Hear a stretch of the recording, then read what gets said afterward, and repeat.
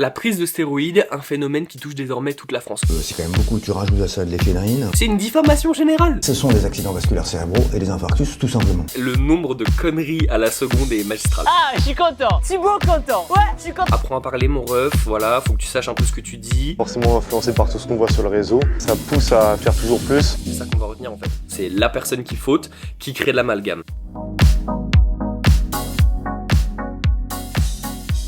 Bon les gars, j'espère que vous allez bien. Comme vous l'avez compris, aujourd'hui on se retrouve dans une nouvelle vidéo où je vais tout simplement réagir et vous donner mon avis par rapport à l'un des nombreux reportages complètement bidons de la part du groupe M6 ou autres, je pense que Energy en ont déjà fait pas mal, vis-à-vis de la musculation. Parce qu'il y a un moment donné où voir passer ces reportages est une souffrance quand même assez élevée, puisque nous sommes stéréotypés, on nous montre l'archétype des débiles go muscu, et quand bien même, généralement au début, il y a une part de trucs un peu sympas en mode la muscu, les jeunes et tout, très rapidement, on sait pas pourquoi, dopage. Voilà, on va direct au dopage, il n'y a aucune thématique intelligente. Bref, je vais en débattre au long de la vidéo, on va lancer ce reportage, voir si les premières secondes valent quelque chose, et on va voir si on arrive à être gentil avec ces reporters qui ont fait ce magnifique reportage de 4 minutes, qui s'appelle, je cite, « Les jeunes face aux produits dopants à la musculation ». Je vais essayer de faire abstraction du titre, et on va quand même lancer le reportage.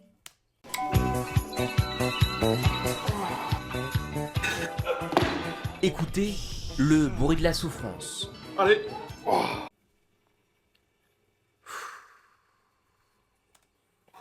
Voyez ces veines comprimées par l'effort.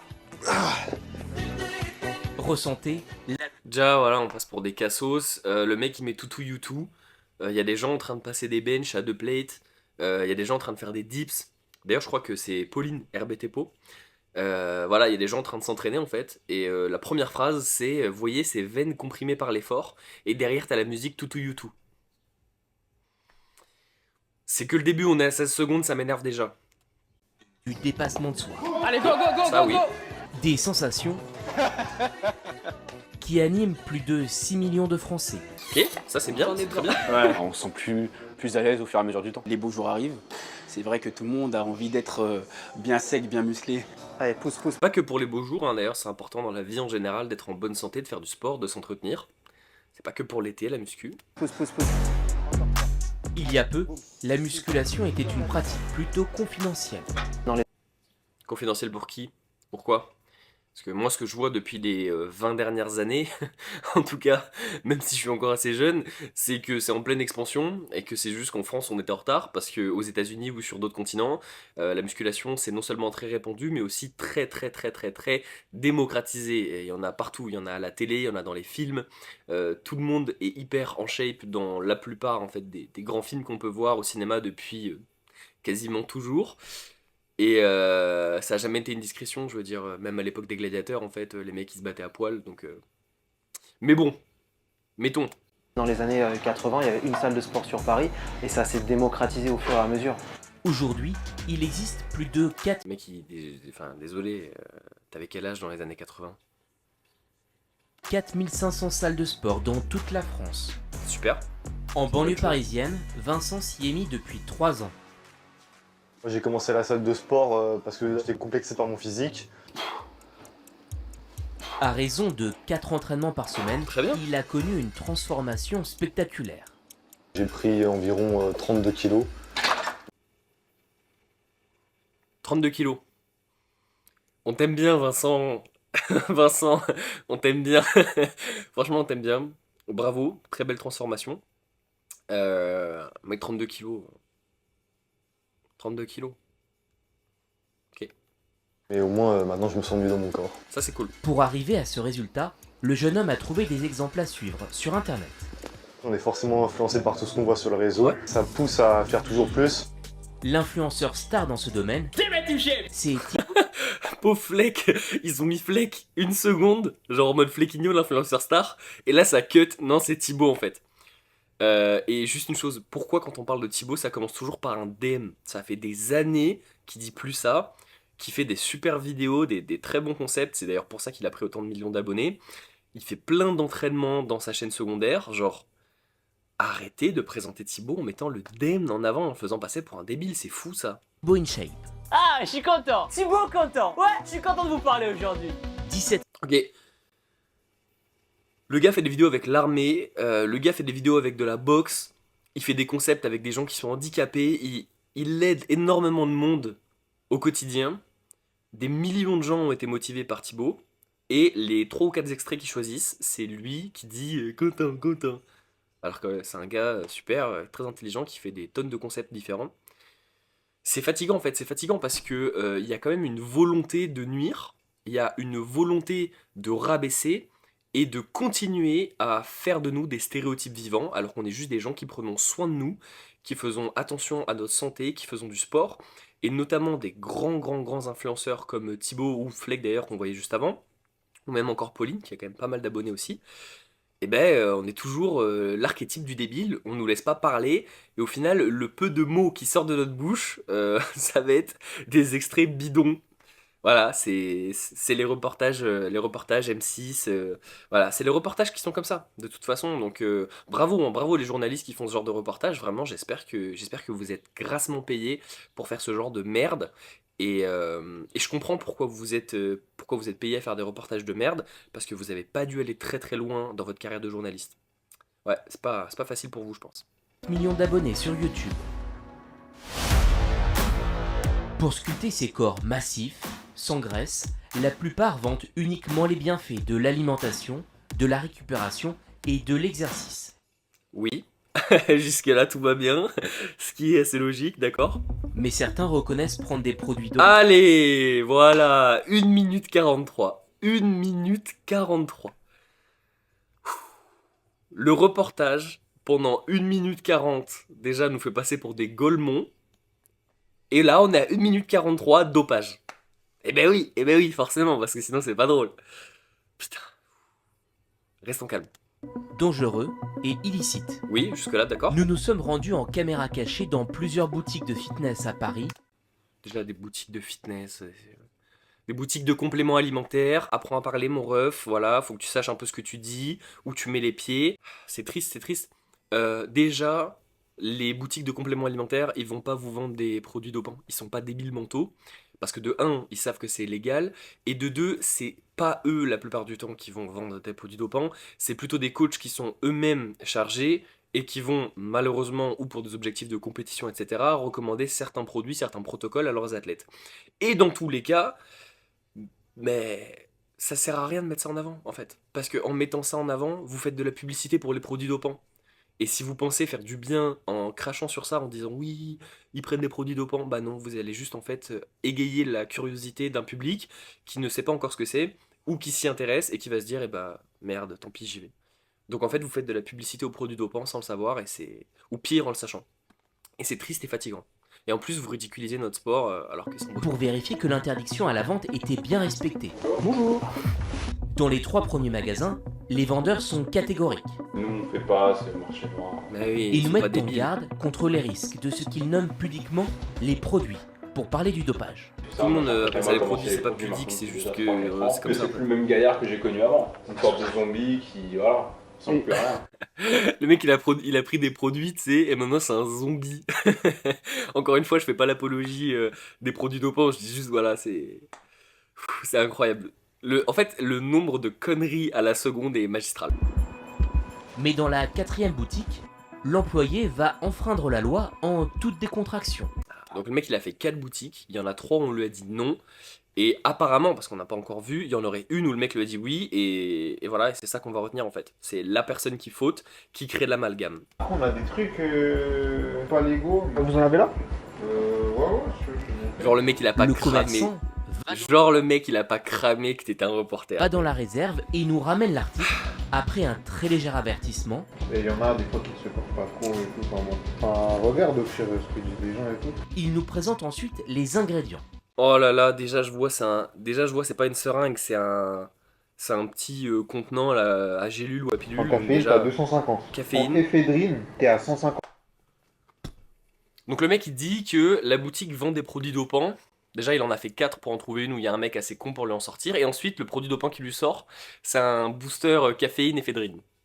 Alors oui, c'est peut-être très mauvais pour la santé, mais on est loin des seringues et des flacons d'huile. Donc en fait, vous n'avez pas trouvé de vrais produits dopants, slash hormonaux, testostérone, etc. En fait, vous avez dû faire 4 boutiques pour qu'il y ait un mec qui vous prenne pour des débiles que vous êtes et qui vous vende un booster en fait.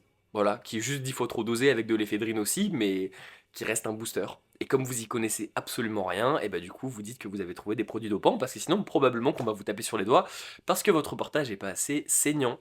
Mais sinon c'est pas grave, hein, c'est chacun son métier.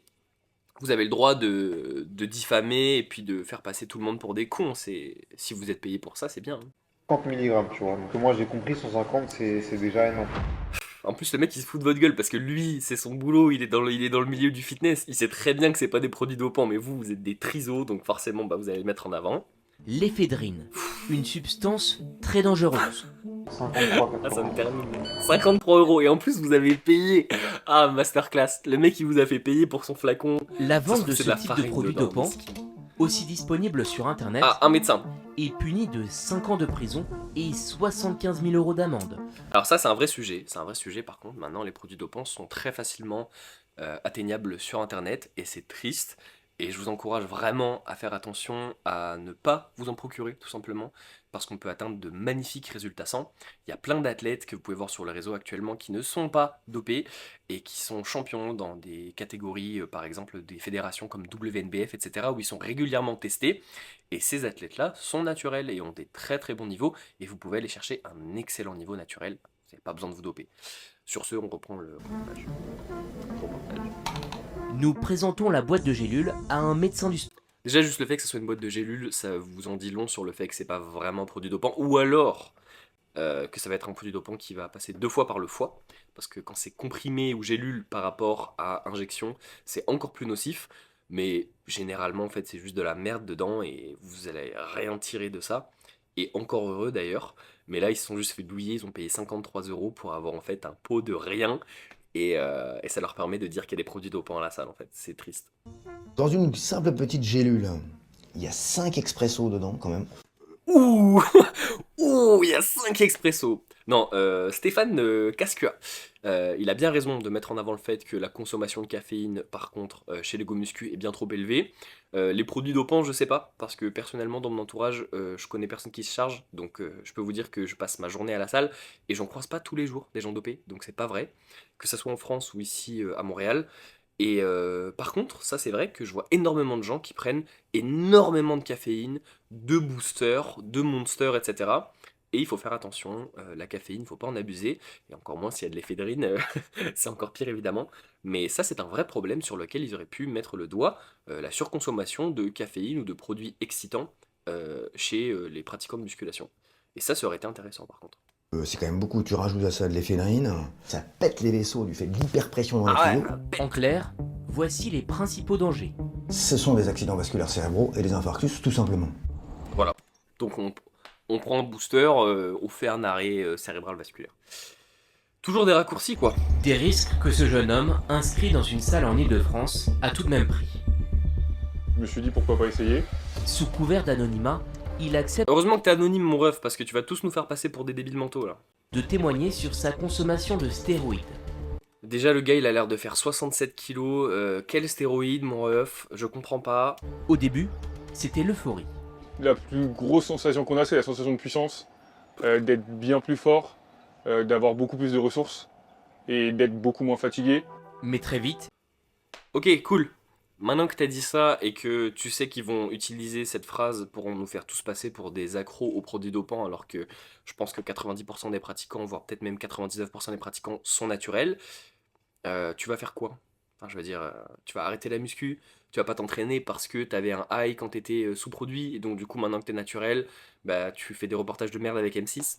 J'espère qu'ils t'ont bien payé pour dire ça, hein. son attitude change. J'avais un comportement beaucoup plus violent que d'habitude. Petit à petit, en fait, je me suis rendu compte que j'arrivais plus à me canaliser, plus à me gérer. Après c'est bien, je vais nuancer parce que c'est bien qu'ils mettent en avant le fait que les produits sont dangereux, qu'ils mettent en avant le fait que ça peut changer le comportement, qu'il y a des dangers pour la santé. Ce qui est dommage, c'est que tout leur reportage tourne autour de ça. Même quand les gens prennent de la whey, en fait, ils vont parler de dopage. Même quand les gens prennent de la créatine, ils vont parler de dopage. Et ce qui est chiant et rébarbatif, c'est que toutes les vidéos qui font énormément de vues, les reportages de ce style et tout, c'est toujours rapport au dopage. Et, je le répète et je pense que vraiment 90% des pratiquants sont naturels. Vous allez dans une salle, il n'y a pas que des mecs énormes et chargés, c'est pas vrai. Il y a des vieux, il y a des jeunes, il y a des gens qui font de la réathlétisation, il y a des coachs, et en fait, c'est toujours de l'amalgame en permanence dans ces reportages-là, où on prend un échantillonnage ou un échantillon d'une population qui décide de passer à l'acte et de prendre des produits, etc. Et c'est leur choix, en fait, que ça soit légal ou non, et on en fait un reportage sur les dangers du dopage de la musculation. Et moi, j'aimerais quand même vous dire que le problème numéro 1 de santé mondiale, et c'est pas moi qui le dis, c'est l'OMS, c'est l'obésité. Tout le monde mange des fast-food H24, tout le monde fume des clopes, tout le monde boit de l'alcool, et aujourd'hui, on a une vague de jeunes qui font de la musculation, qui prennent soin d'eux, qui s'intéressent à la science de la nutrition, de la récupération, qui se complémentent, qui prennent des vitamines, qui font en sorte d'être plus beaux, plus esthétiques, plus forts, plus performants. Au lieu de, en fait, passer leur temps à prendre des drogues, boire de l'alcool, fumer des clopes. Et le seul truc que vous retenez de cette vague de bien, en fait, cette vague de bien-pensance, je sais pas si ça se dit, cette vague de gens qui vont prendre soin de leur santé et de plus en plus jeunes, c'est les dangers du dopage. Et c'est ça qui est énervant, en fait. Que ça devenait plutôt dangereux pour les personnes qui étaient autour de moi. Conséquence, Beaucoup d'embrouilles, de personnes à qui j'ai arrêté de parler dans ma... Oui, bon, d'accord. finalement, il a tout arrêté au bout de 6 mois. La prise de stéroïdes, un phénomène qui touche désormais toute la France. Voilà, la phrase de fin. La prise de stéroïdes, un phénomène qui touche désormais toute la France. Vous vous rendez compte de la violence de... C'est une diffamation générale. C'est juste faux. C'est sorti du cul. Genre, c'est juste une phrase extrêmement grave où on dit, voilà, la consommation de produits dopants touche toute la France. Pas d'études à l'appui, pas d'échantillonnage, pas de sondage, juste l'info, l'intox, le mensonge. Ce n'est pas vrai, et c'est triste et c'est grave. En février dernier, un trafic de produits dopants a ainsi été démantelé dans la Meuse et les Ardennes. Un trafic de produits dopants. Ok. Alors, premièrement, est-ce qu'on peut avoir des journalistes qui font un travail correct? Donc de recherche, qui prennent des études à l'appui, qui font un sondage, un échantillonnage, qui vont poser des questions à au moins, je sais pas, 10 personnes. Voilà. Est-ce qu'on peut avoir des journalistes qui s'intéressent à la pratique pour ce qu'elle apporte de bon? Parce que je comprends que ça fasse sensation de mettre en avant des choses pas agréables. Je comprends que ça fasse du clic. Mais il y a un moment donné, est-ce que vraiment vous voulez vendre votre âme toute votre vie? Ou est-ce que vous voulez faire quelque chose qui a du sens? Parce que les coachs font un travail extraordinaire depuis des années. C'est un métier qui est en train de se développer de fou. On doit faire des études qui sont parfois longues. On peut aller jusqu'au master pour ça. On peut aller même encore au-delà. Il y a des entraîneurs sportifs qui sont hyper holistiques dans leur approche, qui s'intéressent à la nutrition, qui s'intéressent au sommeil, qui s'intéressent à la neurologie, qui s'intéressent à la science de l'entraînement, à la biomécanique, à l'anatomie, à la physio. Est-ce que vous avez un tiers de ces connaissances-là, avant même de parler de dopage? Et quand bien même vous parlez de dopage, même là, vous n'avez pas de connaissances. Même là, c'est ridicule. Vous parlez de dopage alors qu'on vous a donné de la caféine et de l'éphédrine. À la limite, c'est un produit excitant. Et ça se voit que du coup, vous n'avez pas un orteil dans ce monde qu'est la musculation et le fitness. Parce que même pour parler des dérives, vous n'avez pas 1% des connaissances qu'il faut. Donc, la musculation est un sport excellent. Excellent pour le vieillissement, excellent pour la santé cardiovasculaire, excellent pour la santé musculaire, pour les tendons, pour les os, pour les organes, pour le cerveau. La musculation est un sport très holistique qui va vous pousser à vous intéresser à la nutrition, au sommeil, à la récupération, à la physiologie humaine de manière globale. Ok? Et le fait qu'il y ait plus de 500 nouvelles salles de sport en France est une bénédiction pour les obèses, pour les gens qui sont sédentaires. Les gens se bougent le cul parce que c'est un sport qui est accessible, même quand on est débutant. Ok? Donc, entraînez-vous, prenez soin de vous, de votre santé, intéressez-vous à la science de la nutrition, évidemment ne vous dopez pas, mais surtout, restez loin de ces reportages, de ces calomnies, de ces diffamations, de ces amalgames, et intéressez-vous à ce sport qui est magnifique, qui est sain et qui apporte beaucoup. C'est tout pour aujourd'hui. Prenez soin de vous. C'était Lucas. Ciao.